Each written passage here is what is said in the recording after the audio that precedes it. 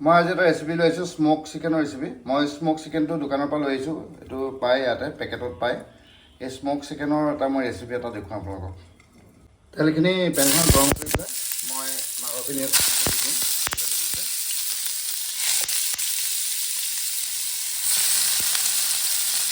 ভাল লাগে স্মোকি ফ্লেভাৰটো। অকণমান ভজাৰ পিছত মই পিঁয়াজখিনি দি দিলোঁ। পিঁয়াজখিনি দিয়াৰ পিছত মই আদা নহৰু পেষ্টখিনি দি দিলোঁ। হালধি আৰু নিমখ দিলোঁ। মই মছলাৰ ভিতৰত মিট মছলা, জিৰা গুড়ি, ধনিয়া গুড়ি অকণমান দিলোঁ আৰু অকণমান টমেট' চচ অলপ দি দিম। টমেট' চচ অলপ দি দিম, কালাৰটো তেতিয়া ধুনীয়া হ'ব।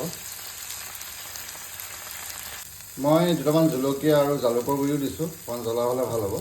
আৰু লগতে মই এতিয়া এখন ঢাকনিখন মাৰি কম জুইত ৰাখি থ'লোঁ। এইখিনি প্ৰায় হৈছেই আৰু হৈ গ'ল আৰু মই লাষ্টত অকণমান নেমু অকণ চিপি দিছোঁ খালি। এনেকৈ বনাই খাবচোন কেতিয়াবা।